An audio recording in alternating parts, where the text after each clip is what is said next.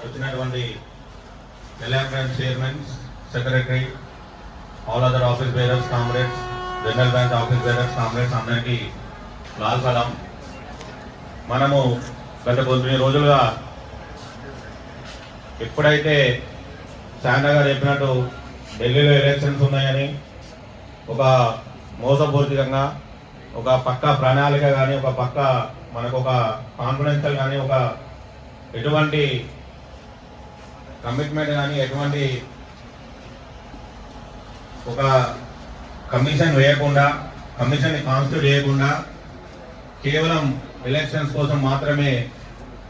8th pay commission ప్రకటించి దాన్ని మళ్ళీ పెండింగ్లో పెట్టి 8th పే కమిషన్ గురించి ఏ క్యాబినెట్ మీటింగ్లో కానీ ఎక్కడ కానీ ఏ ట్రేడ్ యూనియన్స్లో డిస్కషన్స్లో కానీ ఎక్కడ కానీ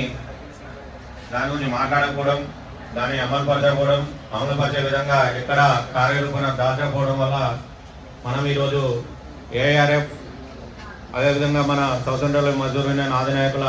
పిలుపు మేరకు మనం ఇక్కడ ధర్నా చేస్తున్నాము. మనం చూసాం, చరిత్రపరంగా చూస్తే హిస్టారికల్ ట్రేడ్ యూనియన్ మూవ్మెంట్ ఇండియాలో చూస్తే 1968లో కూడా ఇదే విధంగా మినిమం వేజెస్ యాక్ట్ గురించి కానీ డిఏ గురించి కానీ మన ముందున్న నాయకులు మనకంటే ముందు వాళ్ళు సెప్టెంబర్ 1968లో పెద్ద ఎత్తున ఆల్ ఇండియా లెవెల్లో జనరల్ స్ట్రైక్ చేసి అన్ని ట్రేడ్ యూనియన్స్ అప్పుడున్న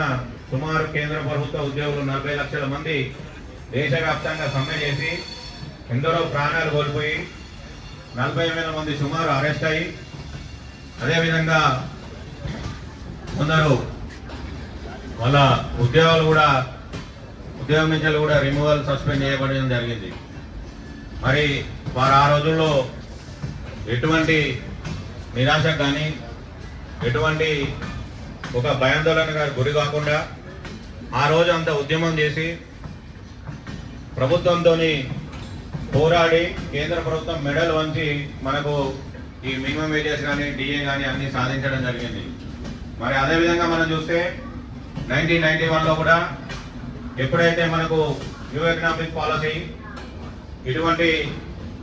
ఆర్థిక సంస్కరణలు భారతదేశంలో ఎప్పుడైతే క్రమక్రమేణా మనకు అమలుపరచాలని చూసిందో ప్రతిసారి కూడా మనం కార్మికులం, మన ట్రేడ్ యూనియన్ ఎస్పెషల్లీ ఏఆర్ఎఫ్ దాన్ని పోరాటం ద్వారా మన హక్కుల ద్వారా సాధించాలని మన నాయకులు మనకు పిలిపివ్వడం, మనం పోరాటాలు చేయడం జరుగుతుంది. ఇప్పటివరకు చూస్తే కాంగ్రెస్ ఎన్నడూ కూడా మనం పోరాటం లేకుండా ఏది సాధించింది లేదు. మరి మన ముందు తరం మనకి ఎప్పుడైతే మన భావితరం వాళ్ళు మనకు ఏదైతే మనకు బాట చూపెట్టారో, ఏదైతే పోరాట స్ఫూర్తినిచ్చారో ఆ స్ఫూర్తి దిశగా మనం అందరం ప్రతి ఒక్క కేంద్ర ప్రభుత్వం ఏదైతే వ్యతిరేక విధానాలు అమలుపరుస్తుందో మరి ఆ వ్యతిరేకాలకు అన్నిటికీ మనం సమాధానం చెప్పాలంటే మనం కలిసికట్టుగా యునైటెడ్గా మనం ప్రతిదీ ఉద్యమించాల్సిన అవసరం పడుతుంది. దయచేసి నేను మిమ్మల్ని అందరూ రిక్వెస్ట్ చేసేది ఏంటంటే కొంత మన రెస్పాన్సిబిలిటీ యాజ్ ఏ ఎంప్లాయీగా we should feel more responsible. మన హక్కుల కోసం మనం పోరాడకపోతే పక్కన వాళ్ళు ఎవరు పోరాడతారు మీరు చూస్తుంది. పోరాడితే ఏం లేదు, పోయేదేం లేదు, బానిస సంఖ్యలు తప్ప అని మనం అన్ని నేర్చుకున్నాం, అన్ని చూసాం, అన్ని చేస్తున్నాం. ఎక్కడ కూడా మనం విజయం సాధించకుండా లేము ఇప్పటివరకు. కాకపోతే ప్రతి అంశం కూడా ఏదైనా కూడా మనం పోరాటం ద్వారానే సాధించడం జరుగుతుంది. కాబట్టి ఈ పోరాట స్ఫూర్తిని కొనసాగిస్తూ మనం మిగతా మన కార్మికులు కానీ మన కో ఎంప్లాయీస్ కానీ మన కామ్రేడ్స్ని అందరినీ ఎడ్యుకేట్ చేస్తూ అందరం కలిసికట్టుగా ఇంకా హై లెవెల్లో ఇంకా ఉధృతంగా పోరాటం చేసే తప్ప మన హక్కులను మనం సాధించుకునే దిశలో లేము ఈ మధ్యలో. సో మనం గమనిస్తున్నాం గత 14 years ఈ బీజేపీ గవర్నమెంట్ ఎప్పటి నుంచి వచ్చిందో ప్రతి ఒక్కటి కూడా లేబర్ లాస్ కావచ్చు, ఏది తీసుకున్నా కార్మిక వ్యతిరేక విధానాలే కనిపిస్తున్నాయి. సో నేను అందరినీ మళ్ళీ మిమ్మల్ని ఒకసారి రిక్వెస్ట్ చేసేది ఏంటంటే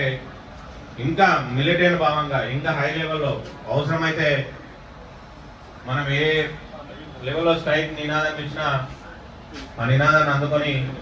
ఇంకా పోరాట స్ఫూర్తిని పెంపొందించుకొని ముందుకు సాగాలని, అదేవిధంగా ఇవాళ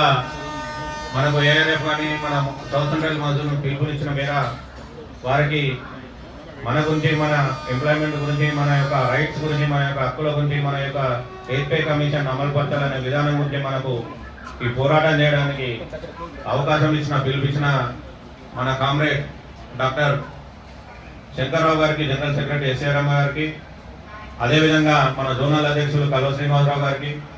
అదేవిధంగా మన డివిజనల్ అధ్యక్షులు కామ్రేడ్ రవీందర్ గారికి, మన డివిజనల్ సెక్రటరీ కామ్రేడ్ రవీందర్ గారికి, డివిజనల్ అధ్యక్షులు కాజాబాబు గారికి, వీరందరికీ ధన్యవాదాలు చెప్తూ